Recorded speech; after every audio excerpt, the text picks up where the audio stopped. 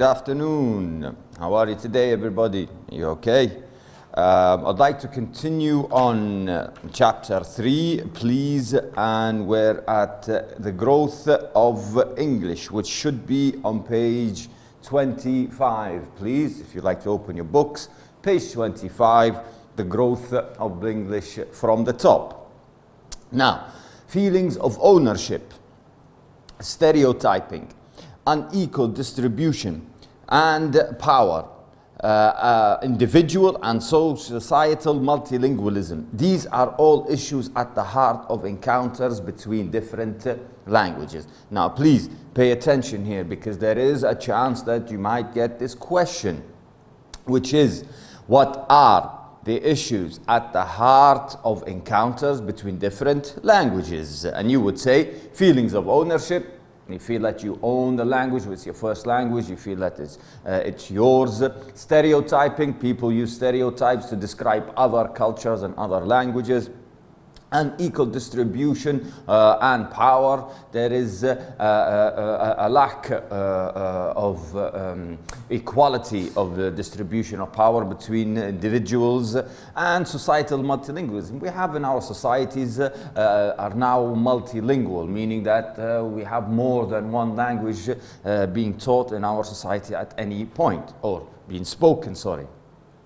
So these are the problems or the issues at the heart of encounters between different languages, and have been throughout history. This is not something new. This has happened before. We've seen this. They must be at the forefront of any applied linguistic investigation. And for this reason, because it has happened before, and as we say, history repeats itself, these issues must be at the beginning or at the top of our list when it comes to applied linguistic investigation.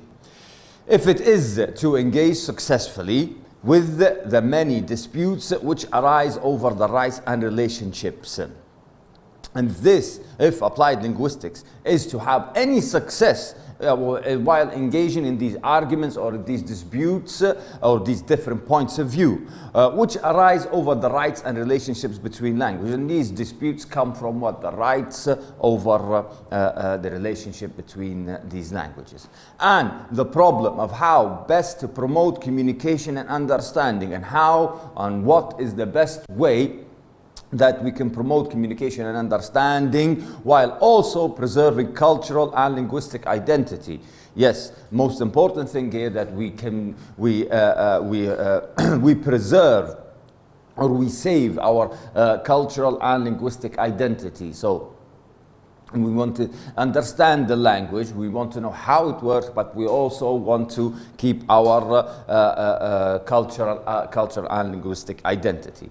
In a sense, there is nothing new about these matters, and they seem very, very logical. These matters seem very, very logical. Nothing new here. Similar issues to those which we confront today must have risen. For example, some of these problems that we are facing right now, they must have come from somewhere. There must have been examples in the past. For example, the Roman or Mughal empires. Must have arisen, for example, in the Roman or Mughal empires.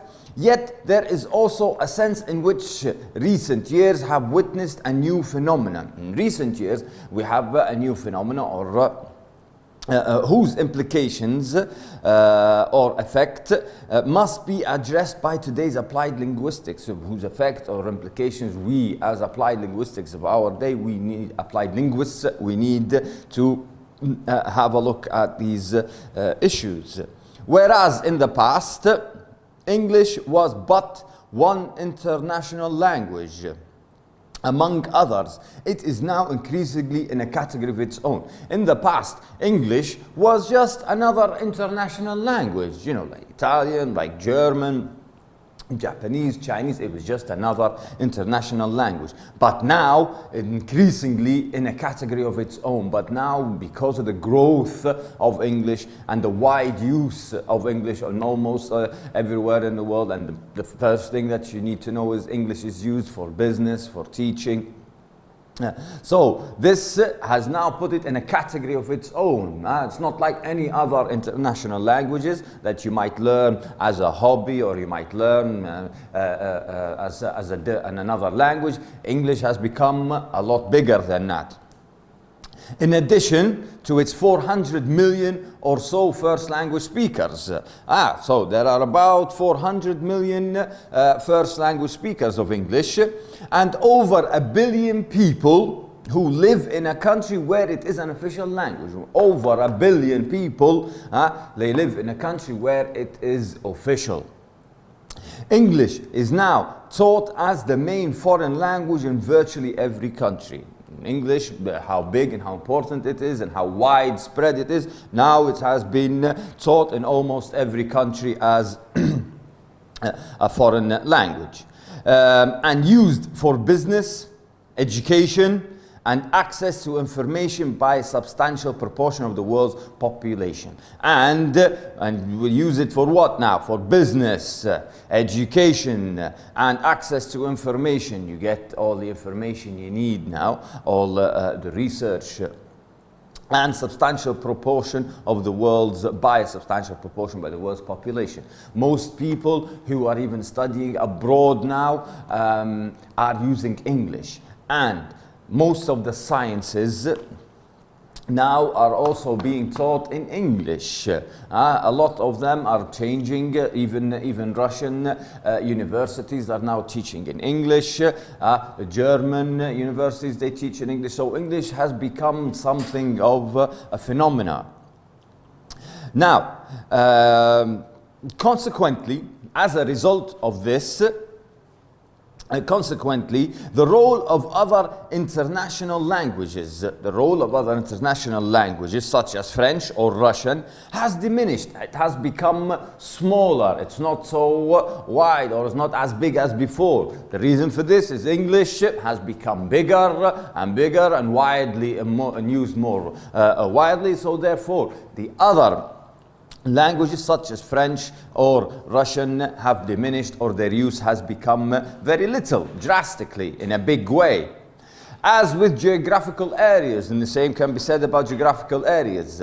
So, with the areas of activity, French is no longer the international language of air traffic control. Air traffic control, you know, they have the airport, and the airport there is a tower. You know, the tower at the airport, and they direct traffic. You can land, you can take off. The language that was widely used in air traffic control has been or was French. Now it's gone, they've turned it into English. Or dominant in diplomacy. In diplomacy, as you know, French was widely used in diplomatic circles, but now not so much. English is making a comeback. German and Russian are no longer internationally necessary for scientific study, and German and Russian are not needed or necessary now, so you can study science or for scientific study. Nor is it just a question of native speaker numbers. It doesn't matter now number of native speakers, how many you have, or it doesn't matter about that anymore. Although Puthongwa remains the world's largest first language. It has not gained ground as either an official second language or a foreign language. Although Puthongwa, I think, which is the Chinese Mandarin, I think it might be another word for it or something like it, is the largest first language in the world. But it's not as widespread as English, because it's not an official language or a foreign language in any other country. In recent years, growth of English has been further accelerated. In the past few years, the growth of English has been accelerated. It's gone quicker, faster, by a startling expansion in the quantity and speed of international communication. How has it become? By the expansion of what? Quantity and the speed of international communication. Now, international communications with the use of internet, satellites, And now the communications are so easy and so fast that you can actually have a meeting with somebody on the other side of the world and you can still do business. And this is key because this has helped English spread so much faster, accelerated. The rise of international corporations now, because everything or the communication now is easy, international corporations or companies, they can be international. They don't have to be in one place and do one thing. They can be in one place and work all over the world now. Linked to, and this is also linked to what? Expanding US power and influence. Expanding US power and influence. Now, remember, in the days where the British Empire was at its peak power, English was the most dominant. Now, what we're talking about here is USA, or the United States of America, is now the most powerful nation in the world. This has shifted. Now, American English is more dominant than English, and this has this expansion of power has actually given American English a great chance to expand and maybe even overtake English. Expanding US power and influence ensures, what does this? This makes sure that what? Makes sure that what? An ever increasing use of English in business. Now the use of English will be increased because it's the powerful nation that's expanding. Now, in business, films, songs, television programs, and advertisements in English.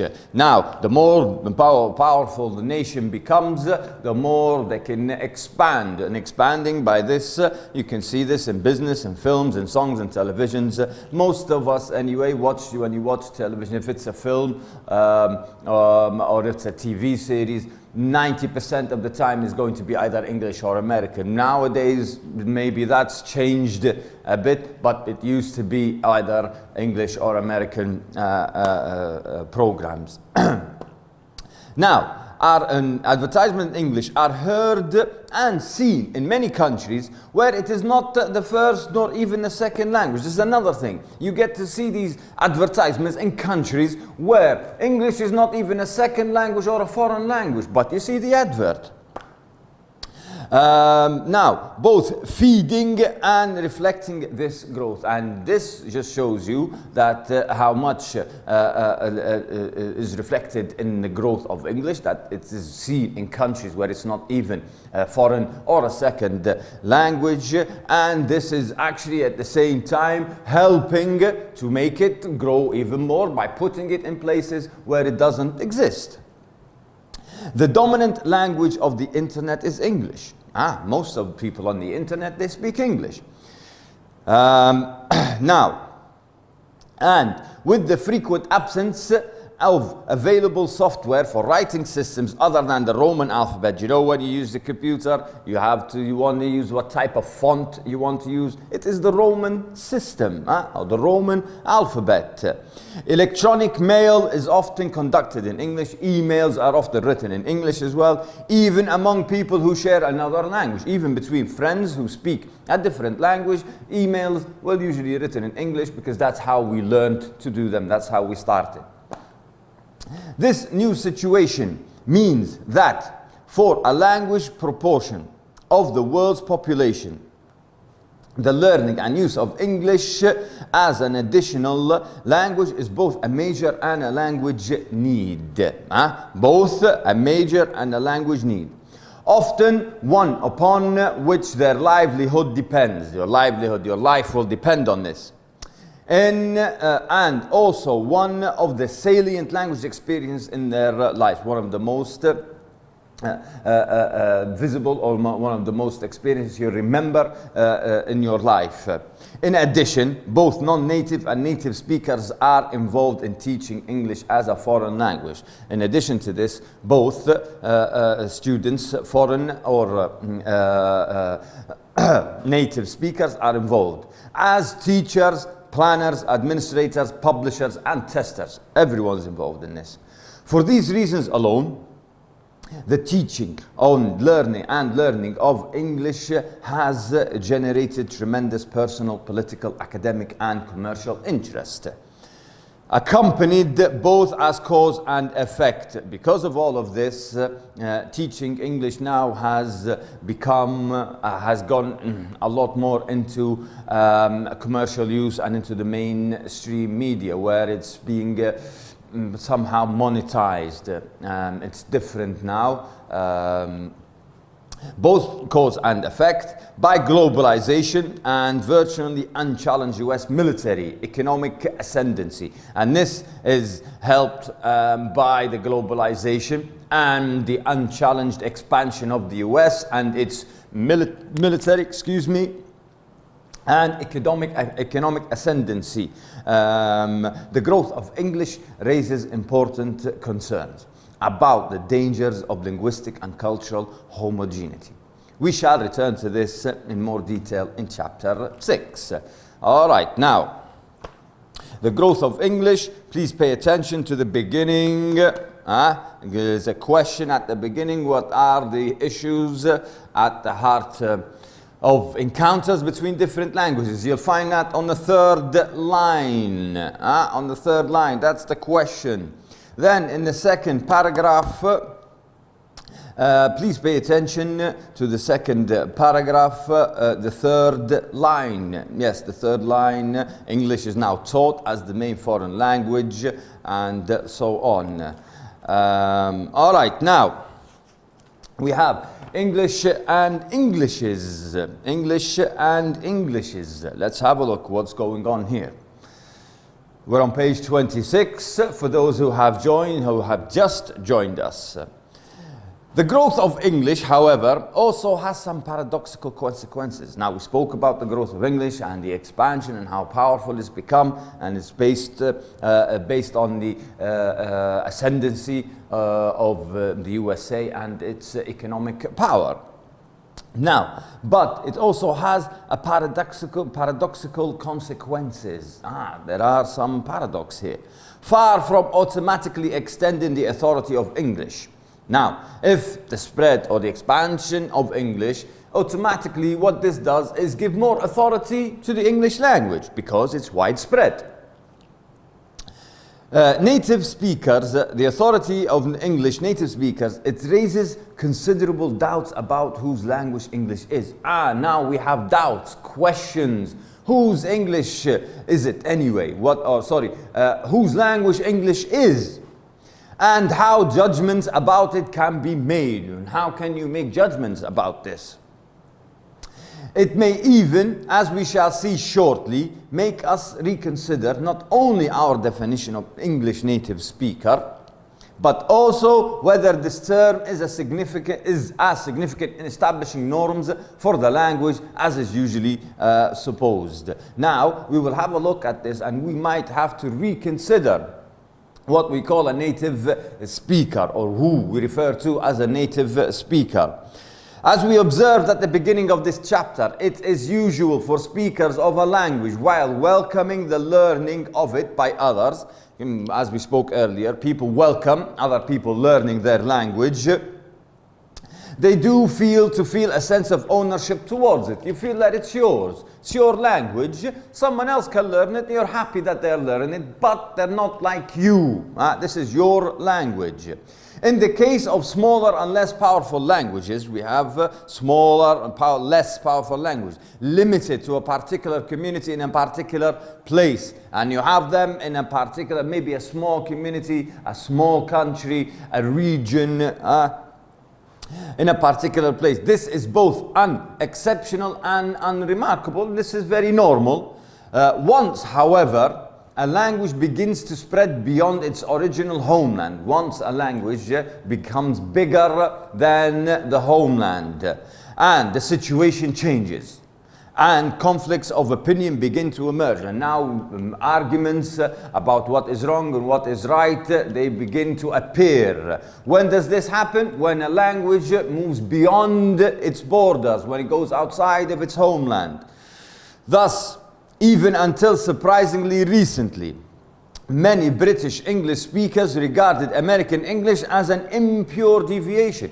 Even English speakers, they, until recently, they used to think about speakers of American English as an impure, incorrect, unclean deviation, rather as they might regarded non-standard forms within their own islands.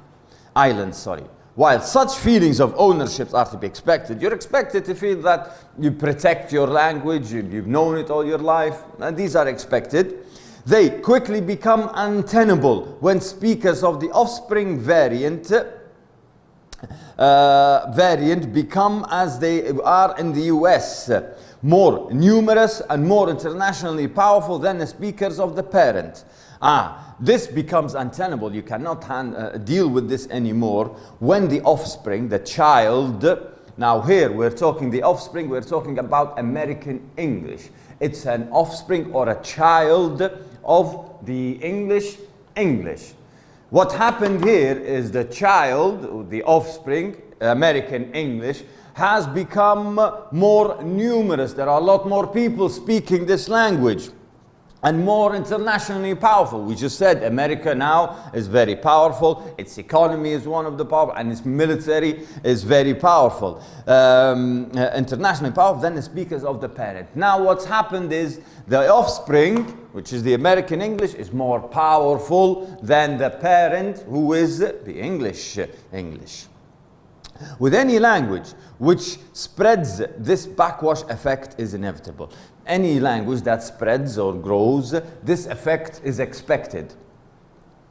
And the justice of the process seems incontrovertible. And this process, we cannot take it back. We cannot rewind the time here. This is happening. There is a similar relationship between South American and Castilian Spanish. There is a similar relationship between South American and Castilian Spanish and the Portuguese of Brazil and Portugal. Yet, despite the inevitability of this process, and this process is happening, there is still possessiveness and attempts to call a halt. There is still possessiveness. People still feel the sense of ownership and possession. Few people nowadays would question the legitimacy of different standards of English. Few people would say, no, the difference of standards of English are not legitimate. I prefer the only standard, the one standard. There are people who actually support the different standards, and there are people who still just want the one standard for all. For standard English is for countries where it is the majority language. We talk of standard American English, standard Australian English. We talk of standard American English, standard Australian English, standard New Zealand English, and so on. You see, now English is not just English in the British English. Now we have the American Standard English, and because that has happened, we have the Australian English Standard and the New Zealand. So now we have more than one standard. Some people are okay with this, and some people want one standard. Now, still contested by some, however, is the validity of standards for countries where, although English may be substantial or official language, but the dispute is still ongoing about the standards of English in countries where it is not a second language or a foreign language, or official, sorry. It is not that of the majority. Thus, there is still opposition, even within the countries themselves. There is still opposition, people who oppose the idea from within the country itself. Themselves, to the notion of Indian English, for example, Singapore English or Nigerian English. All right. Far more contentious, however, is the possibility that as English becomes more and more widely used, recognized varieties might emerge even in places where there is no national or native speaker. The worry here is that English is being widely spread all over the world. It might actually, we have a variety of English in places where there are no native speakers or native speaker population or official status. Could we in the future be talking about Dutch English or Chinese English or Mexican English? All right, or Mexican English.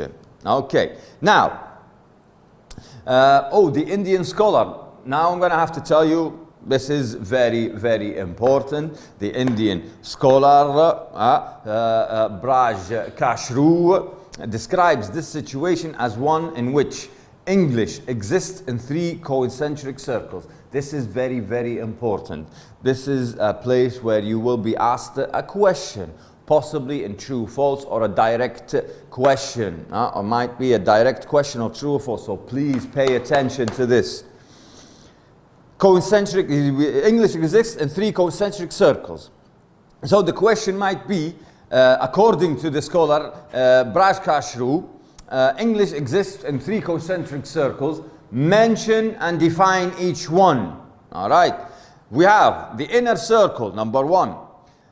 Of the predominantly English-speaking countries. English-speaking countries, UK and USA. This is the inner circle. The outer circle, which is 2. Of the former colonies, where English is an official language. This is a former colonies, a place where it used to be colonized. English colonies in Africa, all right, in Hong Kong, those kind of places.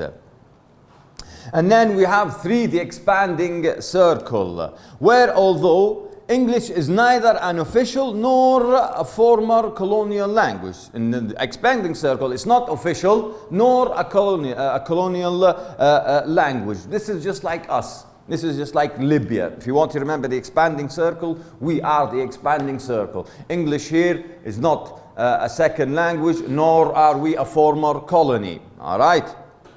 These are very important. It is necessarily increasingly part of many people's daily lives.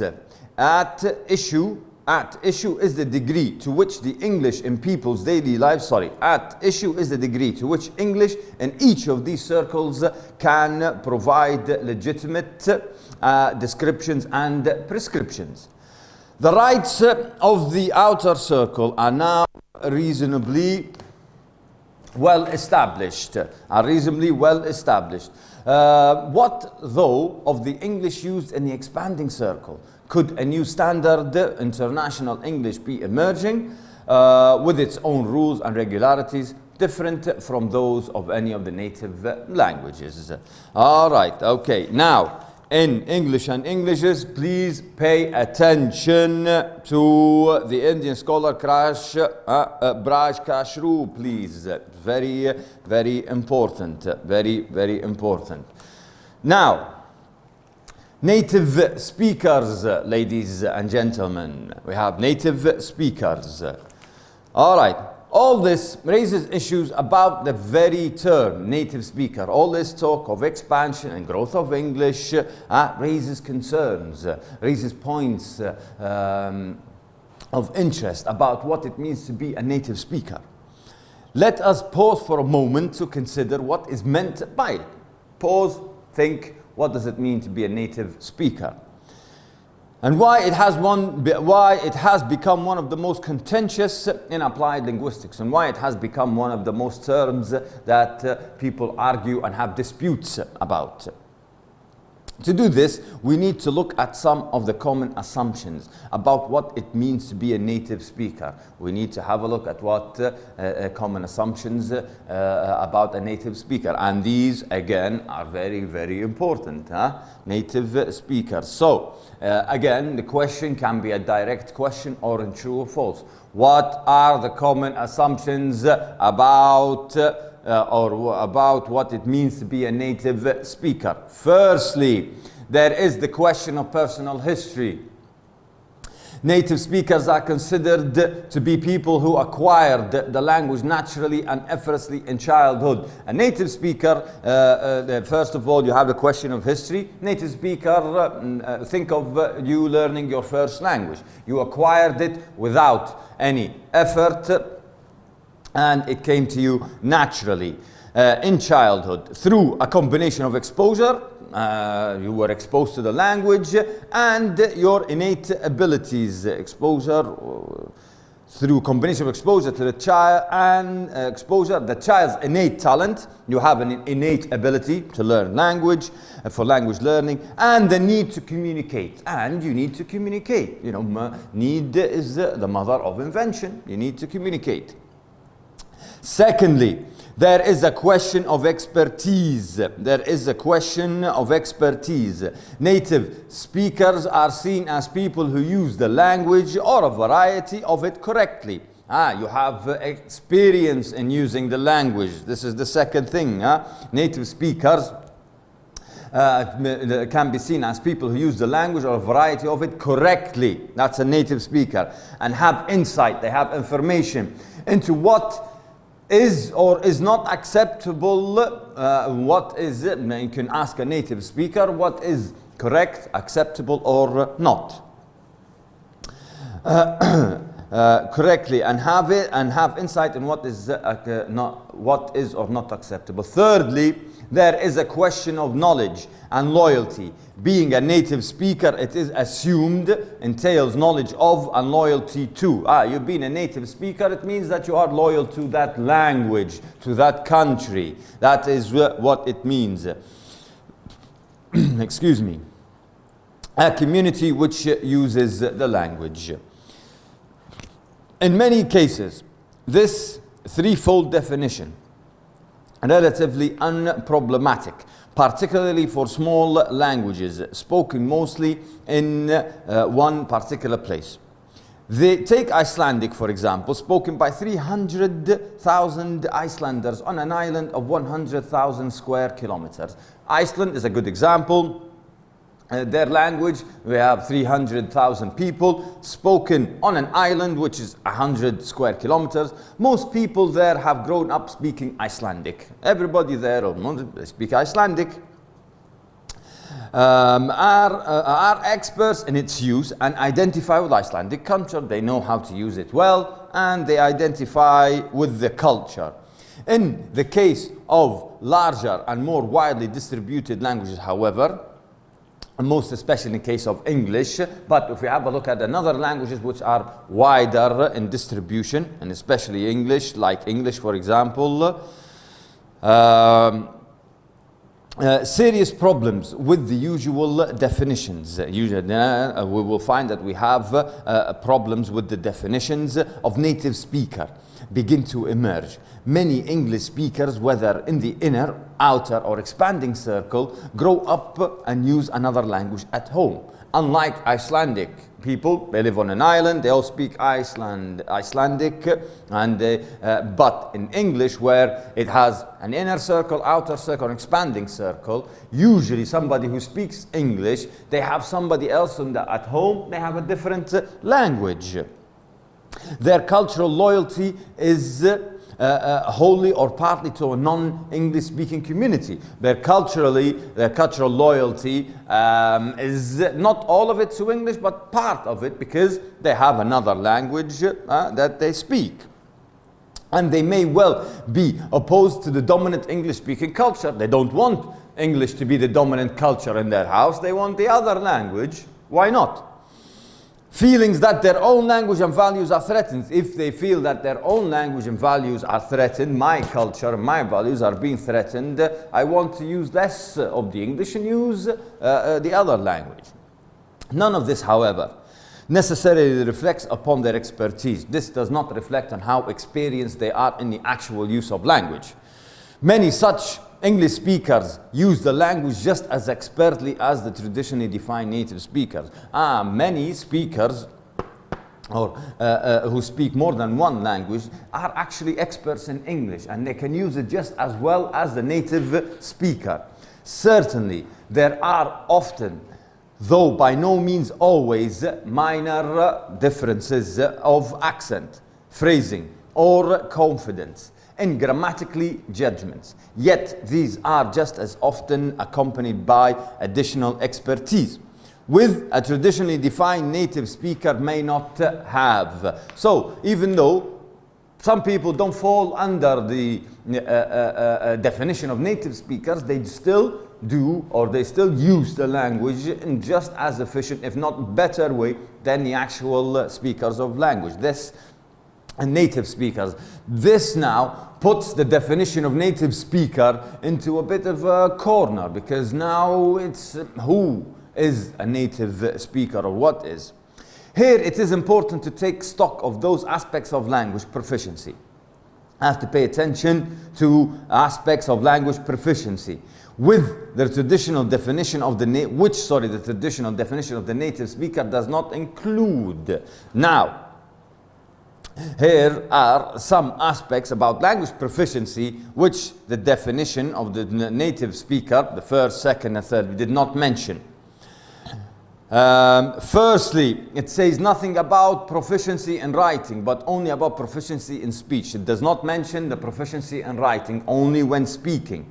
This is the first one. Indeed, some native speakers are illiterate. Some native speakers cannot write.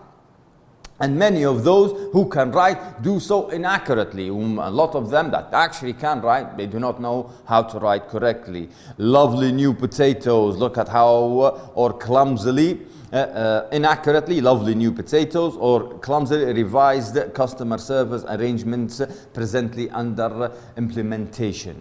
Secondly, native speakers' knowledge of the language is implicit rather than explicit. Native speaker, their knowledge of the language is implicit, not explicit. He or she uses the rules correctly. They can use the rules in a correct way. In other words, but cannot necessarily explain them. They cannot explain the rules to you. You learned, like for a foreign student, you learned the rules of the language and then how to use them. All right, your learning is explicit, but a native speaker's learning is implicit. He can answer, he knows the rules, but he doesn't necessarily know how, he can answer correctly, but he doesn't necessarily know the rule. For example, try asking the average native speaker to explain the difference between shall and will. I'm sure it'll be difficulty. Lastly, traditional native speakerness implies nothing about the size of vocabulary, the number of vocabulary, range of styles, or ability to communicate across diverse communities. In all of these aspects of proficiency, it is quite common to find that the expertise of the non-native speaker exceeds that of many of the native speakers. All right, thank you. We will stop here.